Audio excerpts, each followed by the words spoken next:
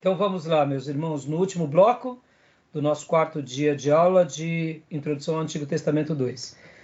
Irmãos, é apaixonante esse assunto dos profetas, é apaixonante. Então, agora, deixa eu falar um pouco aqui para vocês de algo que é fundamental também, que é a questão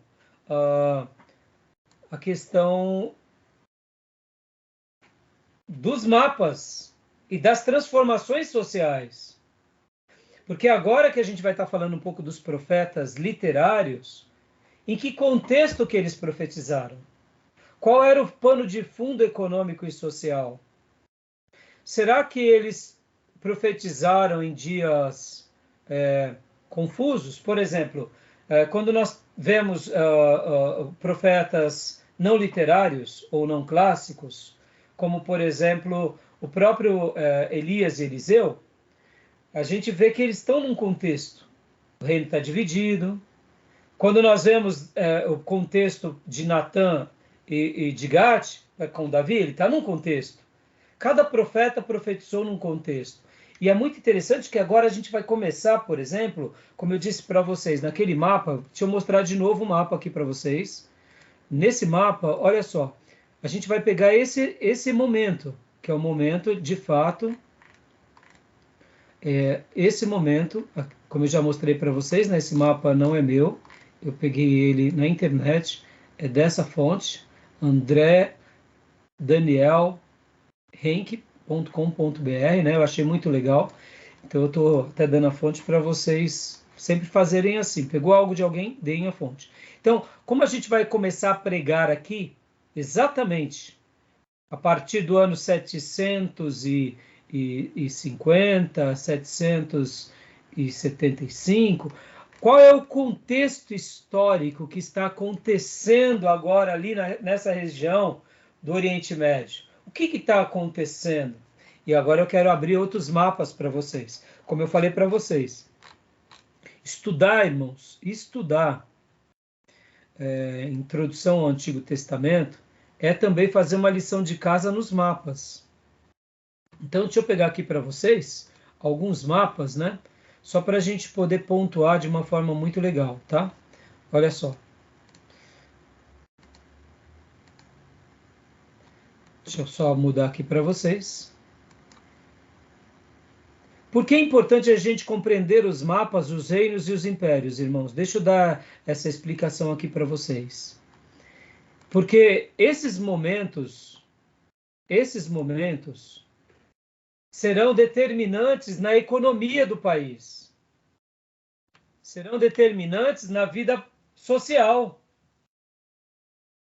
Por exemplo, irmãos, nos dias de Davi, qual era o dilema que eles sofriam? Qual era o problema que Davi tinha? Num primeiro momento, os filisteus. Depois que Davi se torna rei de Israel, ele consegue conquistar as chaves das 5 cidades dos filisteus. Ao mesmo tempo, ele consegue a graça e consegue viver em paz com os demais reinos ao redor. E de uma forma muito curiosa, o que acontece com isso? Em momentos de paz, o povo prospera. E o povo prosperando, a educação também se eleva, tudo melhora. Então, olha só que interessante. Ó. Nos dias de Davi, só uma breve recapitulação. Esse é o mapa de Strong, que você vai pegar naquele My Bible, né? Então, você vai ver que, por exemplo, ó, eu não sei se vocês conseguem ver. Conseguem ver? Tá dando para ver? Tá bem pequenininho, mas dá para ter uma noção aí. Dá para ter uma noção, né? Ó, essa parte aqui, eu vou diminuir só para vocês terem uma noção. Essa parte mais clarinha, aqui ao centro, aqui é o Mar Morto e aqui é o Mar da Galileia e o Rio Jordão. Foi o reino no auge do reinado de Saul. Agora, olha só que interessante. Os territórios conquistados por Davi e até aqui as fronteiras no auge do seu império. Davi conquista tudo isso. Ou seja, olha a expansão do seu reino. Ele conseguiu expandir o seu reino. Ele sai daqui e vem para tudo isso. Olha aqui os filisteus. E a Fenícia, Ó, Tiro e Sidom ficavam aqui. Mas Tiro e Sidom se tornaram aliados de Davi, viveram em paz. Davi poderia ter destruído os filisteus, mas Davi não fez isso, porque os filisteus, depois do governo de Davi, Davi passou a dominar e os filisteus então passaram a respeitar Davi. Agora vamos prosseguir os mapas. Agora aqui, ó, Império Assírio. Olha que interessante, irmãos. Guardem bastante, olha só que interessante. O que estava acontecendo agora, tanto na tribo do norte quanto na tribo do sul?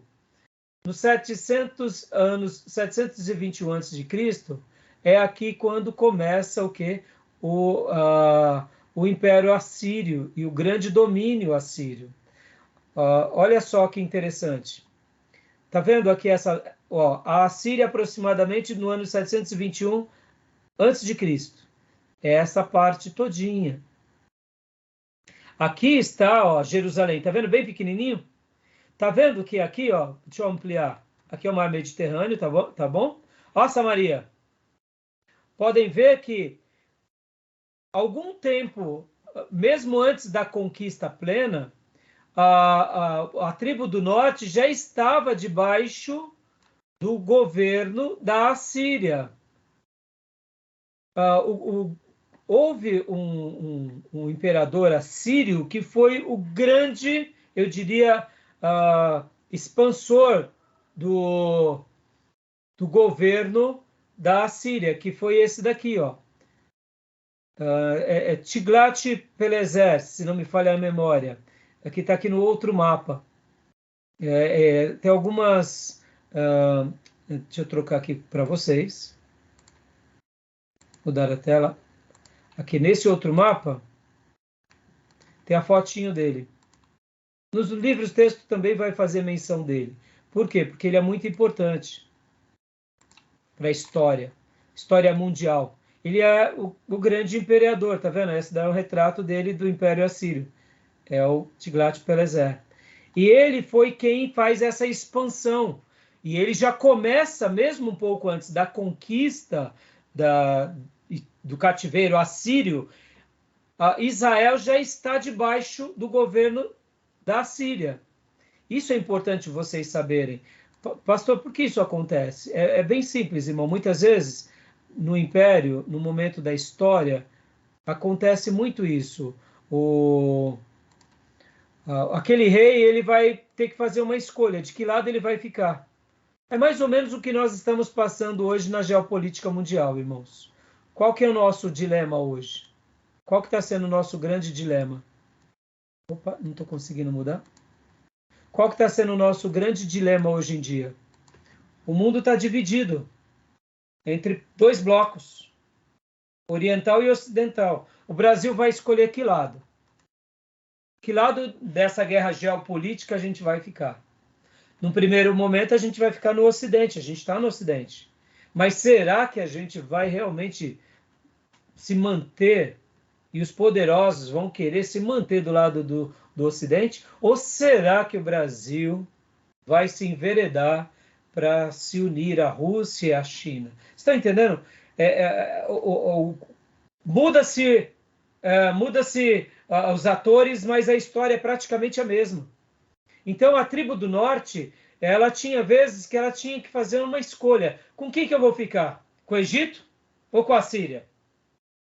E aí fazia aquela questão de com quem eu tenho mais vantagem. É a história da humanidade, é a história dos reis, né? Então, agora só mostrando aqui alguns mapas para vocês. Estão entendendo, irmão? Não sei se eu estou sendo claro, se eu estou sendo confuso. Está dando para compreender ou não? Estou sendo prolixo demais e aqui, olha, o cativeiro assírio, pode ver, esse foi o domínio assírio em 650 a.C. Ele tem quase que um domínio. Pode ver que esse domínio dele, ele tem uma atuação, né? Olha que interessante, né, irmãos? Ele acaba tendo uma influência muito grande. Pastor, como assim? Lembra de Salomão, irmãos, que as outras nações vinham dar tributos a Salomão? Em outras palavras, Salomão e Israel estavam dominando sobre as outras nações. É interessante para as outras nações darem tributos, darem recursos, porque você facilita o comércio, você vive momentos econômicos melhores, você paga via tributo, mas você ao mesmo tempo tem comércio livre, não tem guerra. Uma das piores coisas que acontece num período da história mundial é o quê? É o confronto e a guerra, porque todo mundo perde. No momento de paz, todo mundo ganha.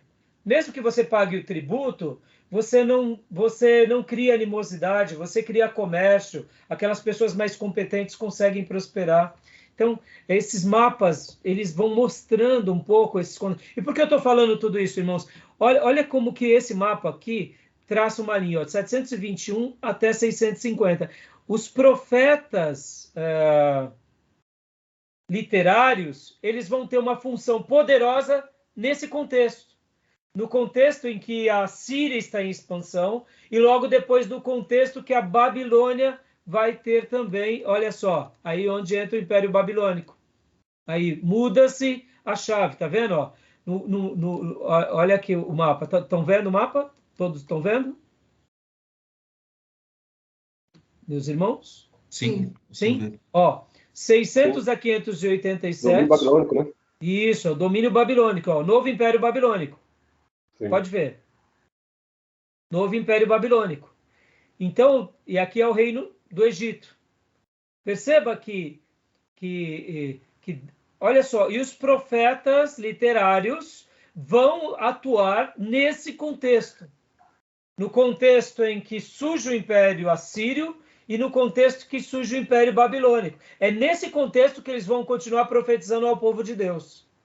E é nesse contexto, inclusive, que eles vão falar o seguinte: ó, povo de Deus, vocês são povo eleito? São. Vocês são sacerdócio real? São. Vocês são nação de Deus, povo de Abraão? São. Mas vocês se esqueceram de Deus.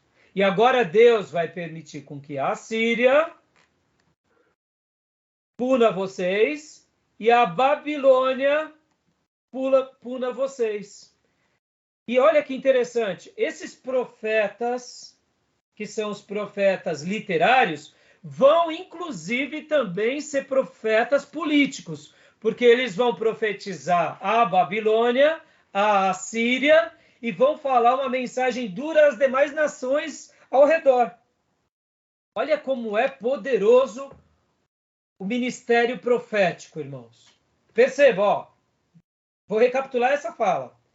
Eles estão profetizando num contexto em que tem um novo império surgindo, e eles estão aqui profetizando ao povo de Deus, ó, vamos voltar a nossa adoração a Deus, não vamos fazer o que as outras nações faziam, os reis de vocês se desviaram, Deus vai trazer castigo, cuidado.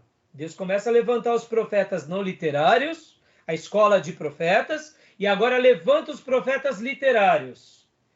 E agora esses profetas dizem, ó, já que vocês não deram ouvido, vai vir o rei da Síria e vai destruir a gente.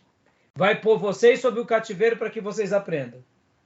Vai vir a Babilônia e vai levar a gente para a Babilônia, porque vocês não estão ouvindo o povo de Deus, os profetas de Deus. E esses povos são povos ímpios, mas vai castigar o povo de Deus, porque vocês foram rebeldes. E vai destruir o templo, vai destruir os palácios, mas vocês vão aprender a lição. É uma mensagem dura, mas também tem uma mensagem de esperança.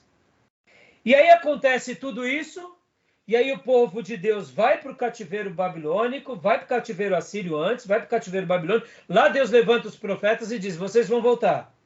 E agora eles voltam, e agora os profetas também continuam falando, olha, a gente está de volta, e a gente aprendeu, então vamos arrumar a casa para adorar a Deus, e não vamos fazer nunca mais o que a gente fez.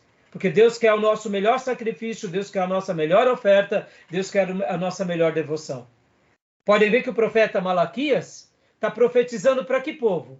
Lembra? Vamos voltar lá no mapa? Vamos voltar lá no mapa? Olha, deixa eu ir um pouquinho para frente aqui. Bom, aí passa o cativeiro babilônico. E agora veio...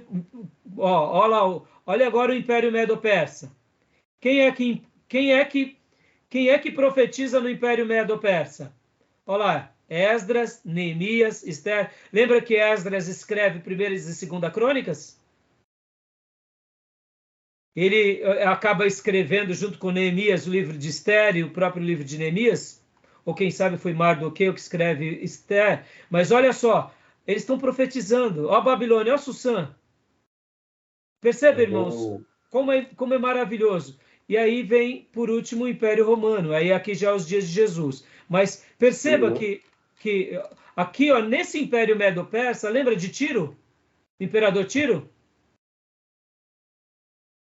Ciro, melhor dizendo, Imperador Ciro, que inclusive foi um eleito por Deus.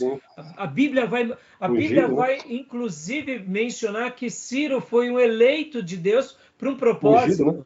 Ungido, exatamente. Agora, olha o tamanho do império. E perceba, irmãos, indiferente do império, os profetas estão fazendo sua função.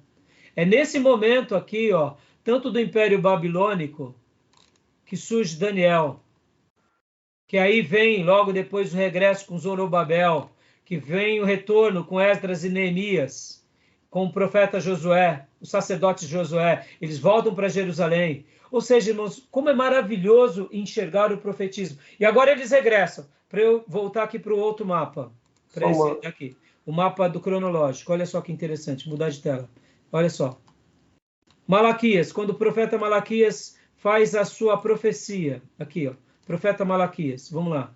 O profeta Malaquias está aqui, ó, aqui embaixo, não está? Onde está Malaquias? Para baixo. Aqui, Malaquias. É o último. Isso, o último profeta, certo? Vem Zacarias, vem Ageu, vem Zacarias e vem Malaquias. Qual é a mensagem de Malaquias, irmãos? Qual é a mensagem de Malaquias? Messias, né? Virá para julgar. Sim, mas que mais? Como que os sacerdotes estavam vivendo? Como que o povo estava vivendo? Com relação a Deus, ao templo, adoração, né? Percebam, irmãos, depois de tudo que aconteceu, eles regressam, reconstrói o templo, reconstrói as muralhas. Pouco tempo depois, eles estão entregando para Deus o resto da sua adoração. Né? Exatamente. Os sacerdotes não estão sendo cuidados, não estão sendo amparados, o povo está relapso e os sacerdotes também. E aí Deus levanta quem? O profeta Malaquias e sacode a roseira. Olha que fantástico. Ou seja, mais uma vez Deus dando chance a cada um dos seus servos. Mais uma vez Deus cuidando dos seus eleitos. Tá bom, meus irmãos, vamos parar por aqui. Não consegui entrar em Oséias, Amós e Oséias. A partir da semana que vem a gente vai trabalhar só nos livros. Vamos trabalhar no livro texto e nos demais livros. E aí a gente vai para Oséias e Amós e as mensagens dele. Gastei esse tempão, irmãos. Eu quis hoje... Eu queria ter gastado pelo menos 1h30. Confesso para vocês. Eu queria ter gastado pelo menos 1h30 falando sobre o profetismo e os profetas. Eu queria que vocês respirassem esse ministério de uma forma tão nobre quanto foi o ministério de Abraão, quanto foi o ministério de Moisés, como foi o ministério de Davi. Que a gente olhasse os profetas não literários e os literários como aquilo que Jesus disse: ó Jerusalém, Jerusalém, que mata os profetas. Por que eu quis destacar tanto isso, irmãos? Porque eu acredito que quando a igreja, falando agora e aplicando essa aula aqui, fazendo um momento pastoral, quando a igreja enxerga que a Bíblia é a grande profecia de Deus, e que o pastor e o professor e o mestre, eles, quando ensinam, eles ensinam a profecia, eles são fiéis a essa profecia, eles estão sendo esse profeta que estão trazendo de volta o povo a Deus. Estão falando da parte de Deus, estão sendo mensageiro, mas ao mesmo tempo eles estão também trazendo o povo a Deus, a palavra. Quando a gente entende isso, irmãos, a gente, eu diria, vive aquilo que os apóstolos viveram e que os profetas viveram. Vivem o sobrenatural. Pode ver que o povo de Deus sempre vai se perder na prosperidade. Poucos servos de Deus não se perderam na prosperidade. Abraão não se perdeu na prosperidade, Isaac não se perdeu na prosperidade, Davi não se perdeu na prosperidade, José do Egito não se perdeu na prosperidade, Daniel não se perdeu na prosperidade, mas Salomão se perdeu na prosperidade, Jeroboão se perdeu na prosperidade, Acabe se perdeu na prosperidade, muitos reis de Israel se perderam na prosperidade, e a gente vê que até profetas e sacerdotes se perderam na prosperidade. Então, a questão principal é tomar cuidado com esses pratos de lentilha, porque muitas vezes Deus dá dons, Deus dá talentos, e a gente acaba se perdendo com os dons e talentos. Por isso que a mensagem nossa tem que ser uma mensagem escriturística, cristocêntrica, tem que ser uma mensagem de cruz. E se Deus nos prosperar, aleluia. Se não prosperar, louvado seja Deus. E que a gente possa restaurar esse princípio dos profetas. E aqui eu queria deixar essa minha última palavra. E guardem isso, os profetas viviam sobrenatural, irmãos. Lembra, o texto que eu abri essa aula foi o texto de Eliseu, Naamã e Geazi. Eliseu vivia o sobrenatural. O que nós precisamos como igreja é viver o sobrenatural. No pouco e no muito. É o sobrenatural. Porque a gente não está aqui construindo a nossa Canaã nessa morada. Nós somos peregrinos de uma terra distante, de uma nova morada, da Canaã celestial. Então, irmãos, guardem isso, sabe? Resgatem esse sentido e vejam os apóstolos como profetas do Novo Testamento. E lembrem-se também que no Novo Testamento nós temos profetas. Lembra de Ágabo, que profetizou para Paulo? Nós temos Simeão também, que era profeta. Havia profetas no Novo Testamento. Pode ver que a igreja ela é edificada sobre o fundamento apostólico, mas lá tem pastores, tem mestres, tem doutores, evangelistas e profetas e apóstolos. Então faz parte, a gente tem que resgatar e a gente tem que desejar. E aqui eu queria até concluir dando a minha mão à palmatória e agradecendo a Deus pelos nossos irmãos pentecostais. Porque os avivalistas do passado foram pessoas extraordinárias. Wesley, Whitefield, foram extraordinários. Jonathan Edwards, Moody. Mas o movimento pentecostal trouxe o sobrenatural à igreja. E se alguma coisa se assemelha à vida dos profetas, é as igrejas pentecostais raiz. Pode ver, irmãos, é lindo ver um pentecostal raiz bíblico, cristão, genuíno. Não que fala besteira ou que dá profetada. Mas eles são homens de oração, de jejuns, buscam o sobrenatural e é com muita frequência que a gente vê testemunhos de forma sobrenatural nos nossos irmãos mais simples, que são os pentecostais. Isso é lindo. E a gente tem que prestigiar isso e a gente tem que agradecer a Deus, porque a igreja avivada pela qual eu nasci é fruto do quê? Da união entre pentecostais e tradicionais. Então, o movimento avivado, ele nasce aonde? Nesse contexto. Eu sou apaixonado pelos históricos, pela teologia histórica, reformada, mas eu sou muito grato aos nossos irmãos pentecostais raiz, porque fizeram essa obra linda de evangelização na nossa nação, criando igrejas maravilhosas. E se você conhece um pentecostal genuíno, é uma delícia conviver com ele. Porque eles pregam Bíblia, são pessoas simples, têm os seus costumes e alguns dos seus exageros, tem, mas como diz o Nicodemos, muitos irmãos pentecostais, eles seguem de forma genuína, são ingênuos, mas são genuínos, naquela entrega pura, não são hipócritas. Já os neopentecostais, vira a página, a gente não tem nenhum elogio a dar a eles, a não ser denúncias. Né? Mas assim, fica aqui uma palavra, porque quando a gente lembra do movimento dos profetas e dos profetismos, eu digo assim que eu agradeço porque eu vejo nos nossos irmãos, por exemplo, naquela Camila Barros, uma pregadora. É maravilhosa aquela pregadora, ela é extraordinária. Ela é fogo puro, grita para Dedéu. Minha mulher fala, mas como grita essa mulher? Eu falo, amor, mas grita, mas tem conteúdo. As ideias dela são tinindo, as iluminações dela são brilhantes. Ela tem uma mensagem poderosa.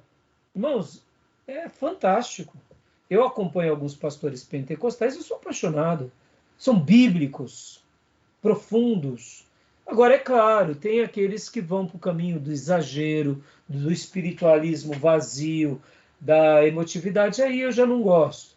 Mas aqueles que são bíblicos... Ô, irmãos, tem um punhado de homens de Deus... Hã? Tem alguns sensacionalistas também. Tem muitos, e aí não é só entre pentecostais, é entre avivados também, que trabalham essa emoção, e é perigoso também. Mas aqui fica o meu destaque, essa aula hoje eu dediquei mesmo ao profetismo, aos profetas, e que assim como o profeta orou pedindo, Senhor, abre os olhos daquele discípulo que não estava enxergando o mundo espiritual, é assim que eu desejo para minha igreja e para vocês, que Deus abra os nossos olhos para a realidade espiritual e que a gente possa viver coisas sobrenaturais segundo a vontade de Deus. Porque alguns de nós, talvez, sejamos usados com curas divinas, com profecias inspirativas. Quem sabe outros com ensino, como eu aqui a vocês. Podem ver que João Batista foi um profeta, creio que foi o último sumo sacerdote, e não fez um milagre. Mas ele apontou o cordeiro, e ele preparou o terreno para o cordeiro. Então, se eu estiver preparando vocês para o cordeiro, eu estou feliz. Se foi esse, se Deus quiser me dar algum dom a mais, eu quero. Né? E que ele me ache fiel e que ele nos ache fiel. Tá bom, meus irmãos? Amém. Então, espero que vocês tenham gostado da aula de hoje. E alguma dúvida, algum comentário, algum acréscimo. E semana que vem, vamos correr pelo menos 3 profetas por módulo, porque aí vamos temos mais 5 aulas para a gente trabalhar todos os profetas menores e maiores. Eu vou ter que só pincelar, tá, gente? Só pincelar, que eu gastei bastante tempo agora no contexto histórico e tal, e a gente vai ter que pincelar. Então, alguma dúvida, alguma pergunta, algum comentário? É interessante essa questão dos profetas, né?